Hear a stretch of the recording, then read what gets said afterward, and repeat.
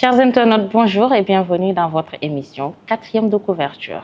Comme à chaque émission, toujours un plaisir de vous retrouver pour parler évidemment du livre. Et aujourd'hui, nous parlerons du livre Les ailes de Fatima de Nabou Cissé.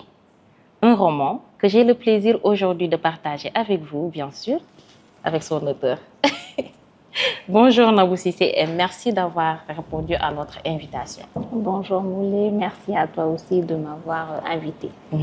C'est un plaisir pour moi. Est-ce que Nabou, tu peux te présenter un tout petit peu avant que l'on entre dans le vif du sujet? Je suis Nabou Cissé. Je suis on va dire une écrivaine. Oui, une écrivaine, bien sûr. Évidemment. Évidemment. Donc, je suis dans le milieu touristique, qui est ma passion. Donc, l'écriture est ma seconde passion. D'accord. Je suis responsable commerciale dans un hôtel de la place. J'ai une expérience de plus de 10 ans. D'accord. Et récemment, j'ai eu à publier ce roman. D'accord. J'écris depuis que j'ai 14 ans. Donc, l'écriture a toujours été mon sorte de refuge, on va dire. D'accord. Voilà. Alors, pour parler du livre, Les ailes de Fatima. Les ailes de Fatima. Et en regardant la première de couverture, on voit des ailes. Que vous inspire ce titre-là, Les ailes de Fatima? Je vais dire que le roman, c'est d'abord un hommage. C'est un hommage pour deux disparus.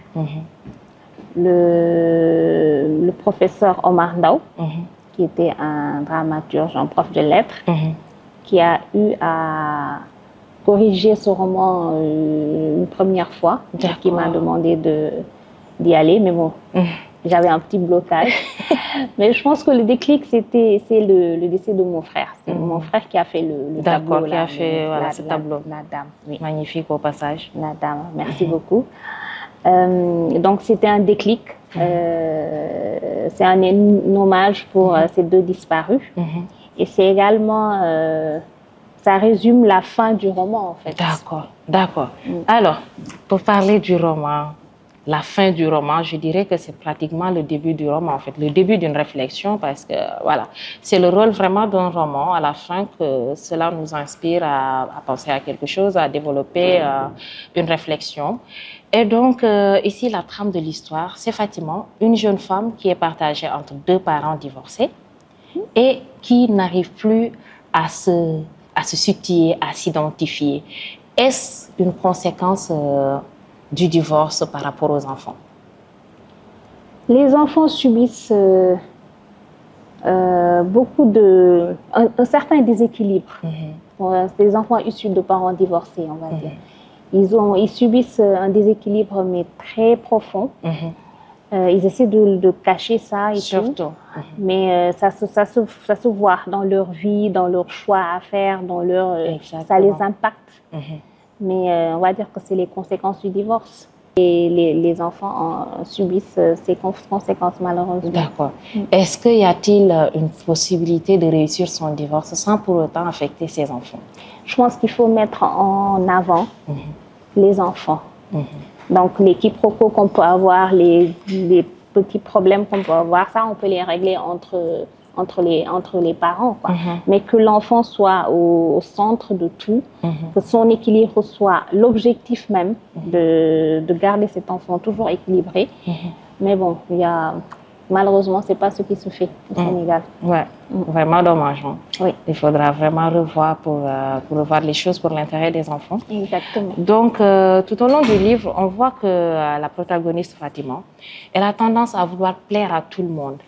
Est-ce un défaut ou une qualité de vouloir à chaque fois être là pour les autres, être celle qui cède, qui se sacrifie? Être égoïste au Sénégal est on va dire un défaut. C'est un défaut. Oui. Mais à quelle limite être égoïste aussi? C'est une très bonne question. Comment définissez-vous le mot égoïste au fait? En fait, les gens ont tendance à plaire. On ne peut pas dire non. Il y a déjà des gens qui ne peuvent pas dire non. Il faut toujours que toutes les sollicitations qu'elles reçoivent soient positives. Il faut toujours que les gens Ken Banyamer, quoi, comme on dit tout le temps. Mais après, on se retrouve dans un quiproquo où après, on ne peut pas choisir, on ne sait pas quoi faire, on se cherche jusqu'à ce qu'on se noie même dans ce déluge-là. C'est malheureux. Alors, un des thèmes phares de ce livre, c'est le mariage. Alors, vous avez montré d'abord un divorce avec une mère. Ensuite, cette mère-là s'est remariée. Et la place, vous avez montré la place du beau-père au niveau des enfants de cette femme-là qui vient de se marier. Maintenant, comment définissez-vous ces relations-là? Beau-père, fille, voilà, issu du mariage précédent ou dans ce roman, le beau-père a pris la place du père, on va dire. Parce qu'il a été attentif, vigilant, il a su percer le ressenti de Fatima. Exactement. Ce que la maman n'a pas pu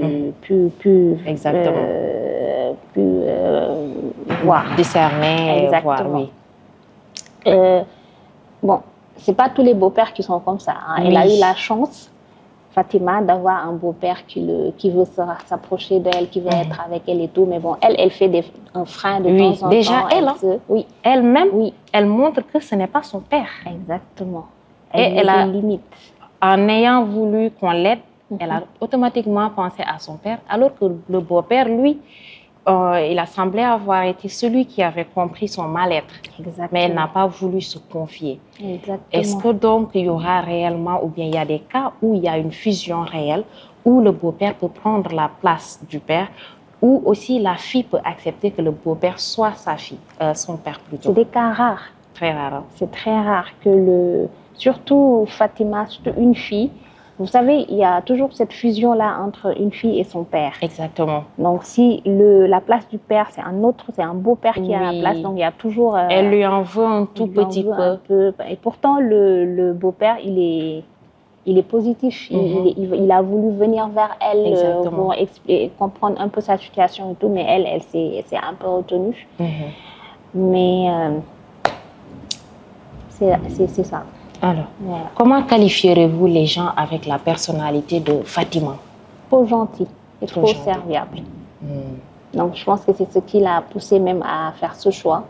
Parce qu'elle veut que tout le monde soit content. Elle veut que personne ne soit... Et ça, c'est un défaut? Vouloir que tout le monde soit content? Est-ce possible? Jusqu'à s'oublier. Jusqu'à ne pas faire son propre choix. Ça, c'est vrai. Il faut pas, c'est les extrêmes qu'il faut pas atteindre. On peut être gentil, mais limité, quoi. Ça, c'est vrai. Il faut être limité. Bon, il faut être gentil. Genre, la gentillesse, c'est une qualité. Mais il faut pas il faut pas être trop gentil. C'est le trop là qu'il faut supprimer. Exactement, exactement. J'aimerais aussi qu'on revienne sur le personnage, le père divorcé qui ne parle surtout plus avec la maman.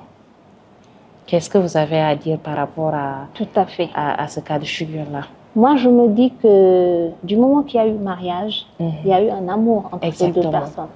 Et de cet amour, il y a eu un fruit, le fruit de leur amour qui est Fatima. Ils seront forcément liés à vie. À vie, c'est à vie. Donc, le fait de couper court avec la maman, je pense que c'est pas une chose... Et pourtant, il y a beaucoup de pères, après le divorce, qui abandonnent leur progéniture.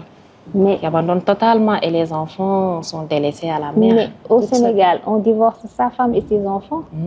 Ça, c'est grave. Au Sénégal, le divorce, c'est la femme. Et vous savez que Mariam Abba, même dans une si longue lettre, a essayé de montrer cela.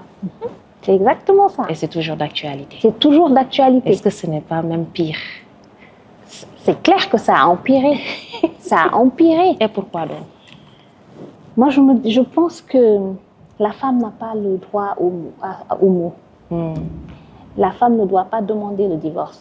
Si la femme demande vers la condition de la femme dans la société africaine. Si la femme demande le divorce, elle aura pour conséquence l'abandon. Mais complètement, il n'y a pas de pension alimentaire, il n'y a rien du tout. Tu as voulu ça, donc les conséquences... Et au niveau des tribunaux, c'est toujours en fait un véritable souci que de voir ces parents-là, même ceux qui doivent donner de la pension alimentaire, c'est vraiment en fait une course pour, ne serait-ce que pour vos enfants. Mais il y en a qui ne le donnent pas du tout. Ouais. C'est une coupure totale en fait. C'est comme s'ils n'ont jamais eu d'enfants, ils n'ont jamais eu de femme. Voilà. Donc, comment voyez-vous la condition de la femme de manière générale au Sénégal et en Afrique? Il y a eu des améliorations. Donc, il y a eu des améliorations. Mais on veut toujours plus. On peut avoir toujours plus. Hein. Voilà, si on peut toujours avoir plus, on ne va pas gêner, on va y aller. Donc, la femme doit être remise à ça. Bon, même pas remise à sa place, mais la femme a droit à la parole. La femme a droit à la parole. C'est tout juste ça. C'est pas... Bon, on est tous féministes. D'une manière ou d'une autre, franchement, on défendra toujours le droit des femmes. Exactement, on est tous des féministes. Mais il faut juste qu'on nous mette à part égale. Il faut juste qu'on soit... À part égale avec qui? Les hommes. Ah bon? Ah bon? Ah d'accord. Oui. D'accord. Je comprends vraiment la vision que vous voulez vraiment, voilà, sur laquelle vous insistez, parce qu'en fait, il y a beaucoup de femmes en fait qui se voient vraiment voler leurs droits, qui n'ont pas droit à la parole comme vous l'avez dit, et aussi qui n'ont pas le pouvoir de se déployer totalement. Exactement. C'est réellement un frein aujourd'hui au Sénégal d'être une femme émancipée et réussir son foyer, son ménage. C'est un peu compliqué. Et vous avez aussi montré le problème des castes. Oui. Dans le livre, ils disent que quand tu appartiens à une caste, tu dois être avec cette personne de même caste. Quand tu es de telle religion, tu dois rester dans telle religion. Oui. Quelle est votre vision? C'est un débat, je pense, qui ne va jamais prendre fin. Ça, c'est sûr. Que ce soit le mariage entre les castes, le mariage interreligieux.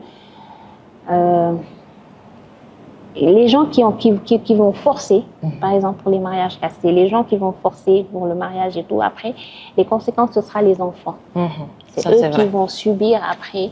Ils ne seront pas reconnus en tant que nobles ni castés. Ils seront là en train de... Et le problème d'identité va s'imposer. Exactement. Il y a toujours ce problème d'identité qui va ressurgir. Donc, c'est un débat qui ne va jamais prendre fin. Moi, je pense que c'est... Espérons. Mais il faut en parler, comme on a dit là tout à l'heure, c'est la jeunesse qui doit se lever. On doit se lever pour combattre ça. On doit essayer de faire quelque chose. C'est vrai qu'on est fiers de notre tradition, on est fiers de nos origines, on est fiers de tout ce qu'on nous a légué et tout, mais qu'il y a des choses qu'on peut vraiment améliorer, qu'on peut revoir. Ça, c'est un fait. Oui, on est dans les années 2000 maintenant, il y a la modernité. On n'a pas dit qu'on doit mettre une croix sur les traditions, on n'a pas dit ça. Il faut juste les améliorer, un peu plus les améliorer. Atténuer un peu certaines choses qui ne vont pas avec le contexte, surtout à l'heure actuelle, franchement. Comme on le dit, l'amour a tous les droits, donc on ne devrait pas se limiter à ces barrages-là. Exactement. D'accord. Maintenant, Nabou, en écrivant des livres, quel message fort vous avez voulu transmettre de manière générale? Le message fort que j'ai voulu transmettre, bon, d'abord c'est un hommage, comme j'ai dit tout à l'heure. Oui.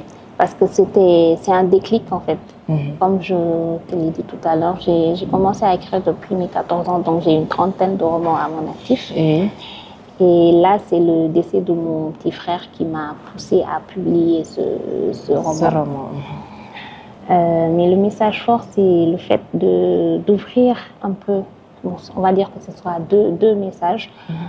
Le premier, c'est le fait d'intéresser les jeunes à la lecture. Il faut que les jeunes puissent retourner, peut-être pas retourner parce qu'ils sont un peu sur les réseaux sociaux, c'est normal, c'est le monde est c'est le monde qui, voilà, il suffit juste de s'adapter un peu quand même. Exactement, c'est voir, parce que la lecture est vraiment importante dans la vie d'une personne. Ça te permet de te structurer, ça permet d'avoir une connaissance. C'est la vie.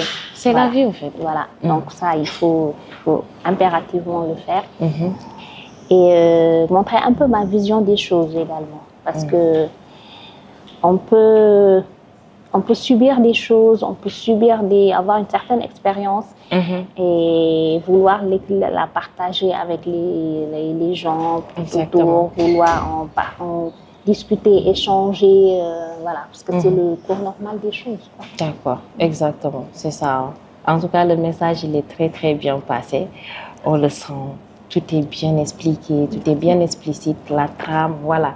On reste, voilà, on est accroché au livre du début à la fin. Merci. Et vraiment, la fin là, je ne m'y attendais pas. Je n'ai pas le droit, bien sûr, de dévoiler cette fin, je répète, cette fin, parce que vraiment, c'est une fin. Alors, Nabou, maintenant, vos rapports avec la lecture. Avec la lecture. Les livres, voilà. Je ne lis pas beaucoup. Elle avoue, elle ne lit pas beaucoup, mais elle lit. Oui. Oui, exactement. C'est mieux que rien. Oui, voilà. En fait, je suis très curieuse. Je suis une femme très curieuse. Quand je suis sur un thème, on va dire, je suis très curieuse. J'essaie d'avoir toutes les... faire des recherches, voilà, avoir les informations nécessaires et tout. Trucs. Exactement. Donc, c'est un peu ça. Et on va dire pour la lecture, je sélectionne les auteurs que je lis. Et récemment, bon, pas récemment, j'ai eu à lire et tout, mais bon, en parlant des auteurs qui m'ont un peu marqué, j'avais lu le roman de Ken Bougoul. Oui. Mais là, j'ai suivi une de ses émissions. J'ai été... je ne sais même pas comment dire, mais j'ai adoré la dame.